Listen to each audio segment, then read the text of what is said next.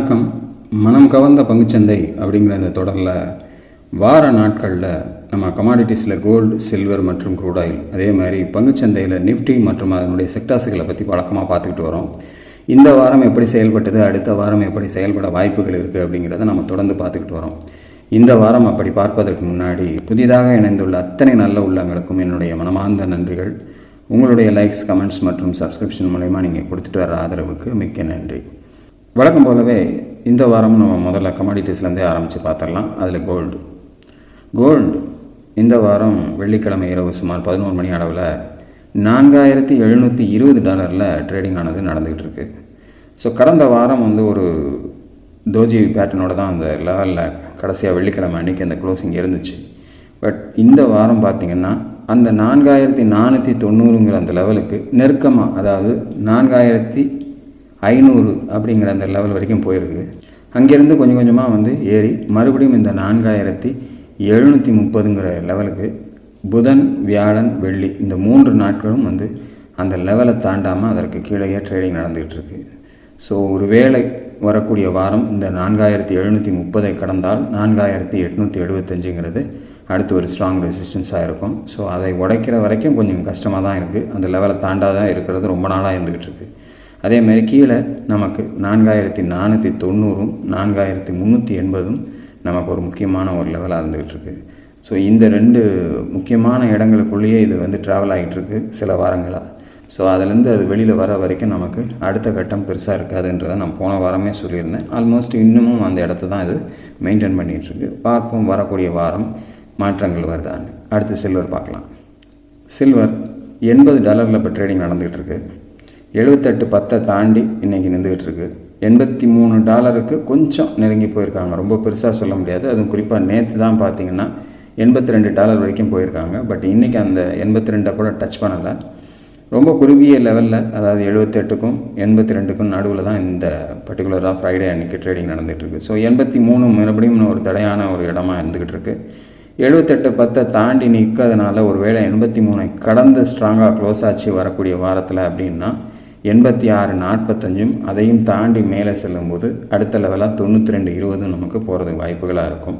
கீழே 78.10 ஒரு ஸ்ட்ராங் லெவலாக இப்போ இருக்குது. அதற்கு கீழே க்ளோசிங் போச்சுன்னா மறுபடியும் ஒரு $10 கீழே வர்றதுக்கு வாய்ப்புகள் எடுத்துரும். சில்வர் அப்படிப்பட்ட செயல்களை வரக்கூடிய வாரம் தருதான்றதை பொறுத்திருந்து பார்ப்போம். அடுத்து க்ரூட் ஆயில் பார்க்கலாம். க்ரூட் ஆயில் $95 மேலே ட்ரேடிங் நடந்துகிட்டு இருக்குது. ஆல்மோஸ்ட் அந்த $96 சப்போர்ட் எடுத்துக்கிட்டே இருக்காங்க. மேலே $110 ரெசிஸ்ட் ஆகிட்டே இருக்குது. ஸோ கீழே $88 நெருங்கி இந்த வாரம் வந்திருந்தாலும் அந்த லெவலுக்கு இன்னும் க்ளோசிங் கொடுக்கல. அதற்கு மேலேயே தான் கடந்த 2 நாட்களும் மெயின்டைன் ஆகிருக்கு. இப்போ தான் வியாழன் 2 நாட்களும். இன்றைக்கும் கொஞ்சம் இறங்கினா கூட ஆல்மோஸ்ட் அந்த $96 நெருக்கத்திலே இருக்காங்க. ஸோ ஒரு வேளை அதற்கு கீழே க்ளோசிங் வரும்போது கொஞ்சம் வீக் ஆகிறதுக்கு க்ரூட் ஆயிலில் வாய்ப்புகள். சந்தர்ப்பம் தரலை அப்படின்னா மறுபடியும் மேலே செல்கிறதுக்கு 110 நோக்கி போகிறதுக்கு வாய்ப்புகள் ஆகிடும். வரக்கூடிய வாரம் க்ரூட் ஆயில் எப்படி செயல்படுதுன்றதை பொறுத்திருந்து பார்ப்போம். அடுத்து நிஃப்டி மற்றும் அதனுடைய செக்டர்ஸ்களை பற்றி பார்த்துடலாமா? நிஃப்டி 24,176 அப்படிங்கிற லெவலில் முடிச்சிருக்காங்க. 24,000 ஒரு நல்ல ஒரு இடமா ஸ்ட்ராங்காக அந்த இடத்த பிடிச்சிக்கிட்டு இருக்குது. ஸோ அதை தாண்டி கீழே கொண்டு வந்து க்ளோசிங் கொடுக்காத வரைக்கும் டவுன் சைடுக்கும் பெரிய ஆப்பர்ச்சுனிட்டி இல்லை. அதே மாதிரி 24,610 தாண்டி ஒரு ஸ்ட்ராங் க்ளோசிங் வராத வரைக்கும் நமக்கு மேல் நோக்கி செல்வதற்கான சந்தர்ப்பங்களும் இல்லை. கடந்த சில நாட்களாகவே இந்த 24,610க்கும் 24,000க்கும் உட்பட்டே தான் இதனுடைய ட்ரேடிங் இருந்துகிட்டு இருக்குது. ஸோ வரக்கூடிய வாரம் ஏதாவது ஒரு சைடில் பிரேக் பண்ணிச்சு அப்படின்னா கொஞ்சம் கவனமாகவே இருக்கிறது நிஃப்டியில் நல்லது.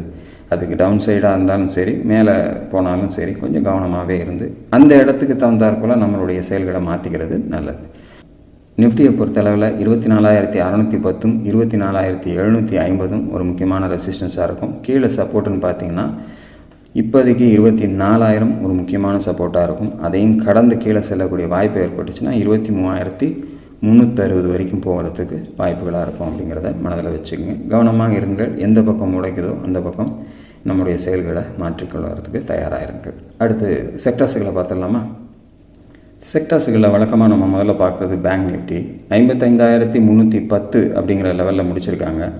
56,320 வியாழக்கிழமை அன்றைக்கி போய் டச் பண்ணியிருக்காங்க அந்த லெவலுக்கு. ஸோ அன்றைக்கான மேக்ஸிமம் டாப்புன்னு பார்த்தீங்கன்னா 56,334 வரைக்கும் போயிருக்கு. ஸோ இன்றைக்கி அந்த இடத்துலேருந்து கீழே அந்த இடம் பார்த்திங்கனால உங்களுக்கு தெரியும், ஒரு டோஜி ஃபார்மேஷன் மாதிரி அந்த இடத்துல கரெக்டாக நின்றுருக்கு. அதனுடைய இம்பேக்ட்டு இன்றைக்கி ரியாக்ட் ஆகிருக்கு பாருங்கள். 55,310 வரைக்கும் கீழே வந்திருக்காங்க. ஸோ ஆல்மோஸ்ட் 1000 புள்ளிகள் அந்த உச்சத்துலேருந்து இறங்கி வந்திருக்கு. புதன்கிழமை ஏற்றம், வியாழக்கிழமை அந்த டோஜி தக்க வச்சு திருப்பி கீழே வந்திருக்கு. ஸோ மறுபடியும் கீழே சப்போர்ட்டுன்னு பார்த்தீங்கன்னா 54,360, மேலே ரெசிஸ்டன்ஸுன்னு பார்த்தீங்கன்னா 56,320, 56,760 ரொம்ப முக்கியமாக இருந்துகிட்டு இருக்குது. ஸோ அதை கடக்கிற முயற்சி பண்ணிகிட்டு இருக்கு பேங்க் நிஃப்டி. ஸோ அப்படி ஒரு சந்தர்ப்பம் கொடுக்காமல் ஒருவேளை 54,360 கட் பண்ணிட்டால் கவனமாக இருக்கணும் அப்படிங்கிறத மனதில் வச்சுக்கோங்க. அடுத்த செக்டார் ஃபின் நிஃப்டி 26,011 க்ளோசிங், 26,580 அப்படிங்கிறது ரெசிஸ்ட் ஆகிருக்கு. இதுலேயும் பார்த்திங்கன்னா அந்த எப்படி பேங்க் நிஃப்டியில் ஒரு டோஜி ஃபார்மேஷனில் அந்த க்ளோசிங் இருந்துச்சோ அதே மாதிரி 26,592 வந்து ரெசிஸ்ட் ஆகிருக்கு. அந்த இடத்துலேருந்து கீழே வந்திருக்காங்க. இன்றைக்கி அதுக்கு தகுந்தாற் போல் ஒரு நல்ல இறக்கத்தை கொடுத்துருக்கு. ஸோ இந்த புதன்கிழமை லோவை கட் பண்ணிச்சினால கொஞ்சம் ஜாகிரதையாக இருக்கணும். இந்த போன புதன்கிழமை இருந்து லோவை கட் பண்ணி கீழே போயிடுச்சுன்னா 25,828 கீழே வந்துருச்சுனால மறுபடியும் இறங்குறதுக்கு அதிக சந்தர்ப்பங்களை கொடுக்க போகுது அப்படிங்கிறத நம்ம புரிஞ்சுக்கலாம். 24,850 தான் சப்போர்ட். மேலே ரெசிஸ்டன்ஸ்னு பார்த்தீங்கன்னா 26,580ங்கிறது இந்த வாரம் தடுக்கப்பட்டிருக்கு. ஒரு வேலை உடைத்து செல்லக்கூடிய சந்தர்ப்பம் ஏற்பட்டு அடுத்த வாரம் மேலே போச்சுன்னா அதுக்கு அடுத்த லெவலாக 27,570 அப்படிங்கிறது ஃபின் நிஃப்டிக்கு இருக்குது அப்படிங்கிறத மனதில் வச்சுக்கோங்க. அடுத்த செக்டார் நிஃப்டி ஐடி 29,394 முடிச்சிருக்காங்க. ரொம்ப பெரிய மாற்றங்கள் இல்லை. கடந்த ஒரு 8 நாட்களாகவே பார்த்திங்கன்னா ஒரே குறிப்பிட்ட இடத்துக்குள்ளே தான் இருந்துக்கிட்டு இருக்குது. ஸோ 30,000 நோக்கியும் போல் 28,000 நோக்கியும் போல் ஒரு சைட்வேஸில் தங்கி இருக்கிறத நம்ம பார்க்க முடியுது.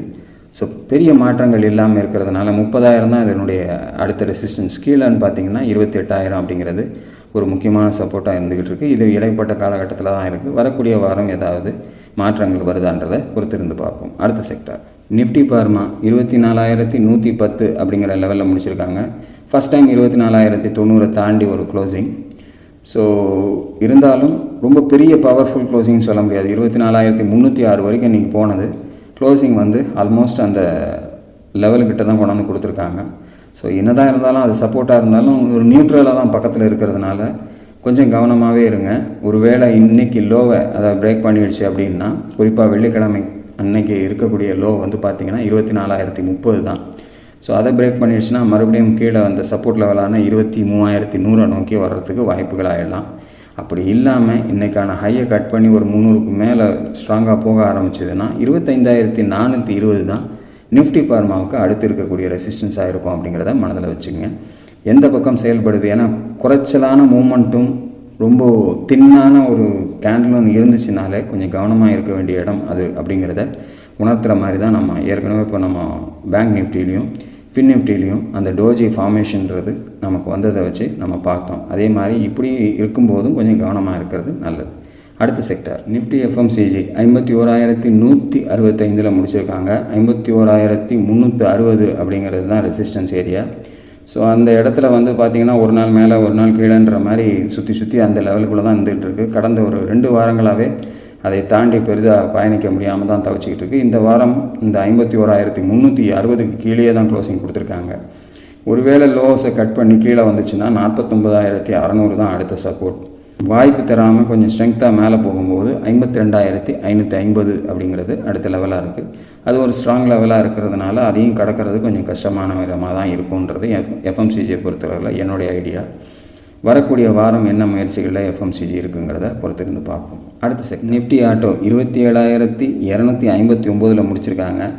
ஒரு நல்ல ஒரு ஏற்றம் 26,040 படிப்படியாக கிட்டத்தட்ட ஒரு 2 லெவல்களை தாண்டி 3வது லெவல் நெருக்கத்தில் க்ளோசிங் முடிஞ்சிருக்கு. 26,400, 26,940, அதையும் தாண்டி 27,270. ஆல்மோஸ்ட் அது நெருக்கத்தில் தான் ஒரு க்ளோசிங். பட் டோஜி அப்படிங்கும்போது இந்த டோஜிலேருந்து கீழே வரும்போது நமக்கு அந்த கீழே டைலினுடைய லோவை கட் பண்ணால் 27,082 கட் பண்ணி கீழே வரும்போது அந்த 26,940 முதல் லெவலாக இருக்கும். அதையும் தாண்டி கீழே க்ளோஸ் ஆச்சுன்னா கொஞ்சம் இந்த இடத்தோட அதனுடைய ஓட்டத்தை தற்சமயம் நிறுத்திக்கிச்சுன்ற மாதிரி நம்ம பார்க்கணும். கீழே வந்து எந்த இடத்துல கரெக்டாக சப்போர்ட் எடுக்குதோ அந்த இடத்துல வந்து நம்ம ஆரம்பிக்கணும். ஒரு வேளை வாய்ப்பு தராமல் மறுபடியும் இந்த லெவலை தாண்டி மேலே போச்சு 27,270 தாண்டி போச்சு அப்படின்னா 27,970 தான் ரெசிஸ்டன்ஸ். கீழே சப்போர்ட்டுன்னு பார்த்தீங்கன்னா 26,940 26,400 தற்சமயம் நிஃப்டி ஆட்டோவுக்கு ஒரு முக்கியமான சப்போர்ட்டாக கன்வெர்ட் ஆகிருக்கு. அடுத்த செக்டர் நிஃப்டி ரியாலிட்டி 823 முடிச்சிருக்காங்க. ரொம்ப நாள் கழித்து ஒரு நல்ல ஒரு முன்னேற்றம் 820க்கு மேலே போயிருக்கு. ஸோ அடுத்தபடியாக 860 தான் ரெசிஸ்டன்ஸ். ஸோ அதை நோக்கி பயணிக்குதான்னு பார்க்கணும். 820 இப்போ சப்போர்ட்டாக மாறி இருக்குது.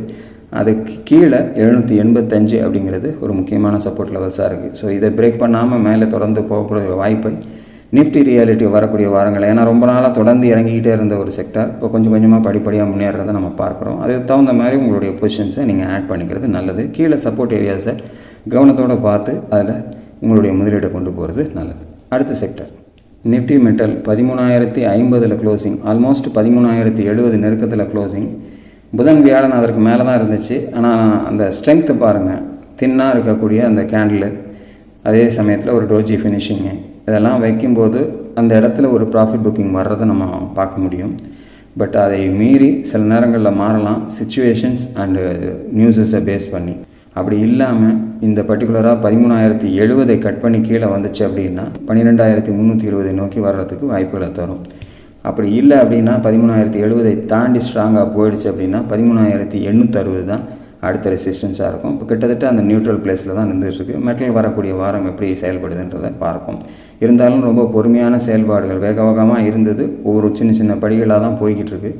தொடருதா அப்படிங்கிறத நம்ம வெயிட் பண்ணி பார்க்கணும். அடுத்த sector Nifty oil and gas 11,598 closing.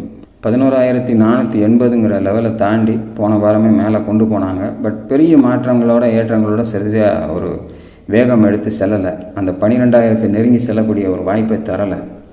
So இப்போதைக்கு ரெசிஸ்டன்ஸாக 12,000 தான் இருக்குது. கீழே 11,480 சப்போர்ட்டாக இருந்துகிட்ருக்கு. இந்த வாரம் ஒரு பெரிய மாற்றங்கள் இல்லை, ஒரு ரொம்ப பொறுமையாக இருந்துக்கிட்டு இருக்கிற மாதிரியான ஒரு சுச்சுவேஷனோட தான் நிஃப்டி ஆயில் அண்ட் கேஸ் இந்த வாரம் இருந்திருக்கு. வரக்கூடிய வாரம் ஏதாவது மாற்றங்கள் இருக்காங்கிறத பொறுத்திருந்து பார்ப்போம். ஸோ இதுதான் இந்த வாரத்துக்கான செக்டர் லெவல்ஸ். நிஃப்டியை பொறுத்தளவில் 24,176 க்ளோசிங் முடிஞ்சிருக்கு. நான் சொன்ன மாதிரி இந்த 24,610 24,000க்கும் நடுவில் கடந்த சில வாரங்களாக ட்ராவல் ஆகிட்டுருக்கு. ஸோ இதில் எதை பிரேக் பண்ணாலும் கொஞ்சம் கவனமாகவே இருங்க அப்படிங்கிறத மறுபடியும் நான் வலியுறுத்தி சொல்லியிருக்கிறேன். ஸோ தொடர்ந்து போர் செய்திகள் நமக்கு மாறி மாறி இன்னமும் பெரிய மாற்றங்கள் வந்துக்கிட்டு தான் இருக்குது. அதில் அது இல்லாமல் ரிசல்ட் சீசனில் ரிசல்ட்ஸும் வந்துக்கிட்டு இருக்குது. ஸோ இதெல்லாம் நமக்கு அடுத்தடுத்து இருக்கக்கூடிய முக்கியமான நிகழ்வுகளாக இருந்துகிட்டு இருக்கும். பொசிஷன்ஸையும் நம்ம அதுக்கு தகுந்த மாதிரி ஹேண்டில் பண்ணுறதுக்கு இந்த பர்டிகுலராக இந்த இண்டெக்ஸ் லெவல்ஸ் நமக்கு ரொம்ப முக்கியம் அப்படிங்கிறத மனதில் வச்சுக்கோங்க. தொடர்ந்து அடுத்த வீடியோவில் நான் எனக்காக தேர்ந்தெடுத்த சில பங்குகளை உங்களோடு பகிர காத்து கொண்டு இருக்கிறேன். அதுவரையில் நன்றி, வணக்கம்.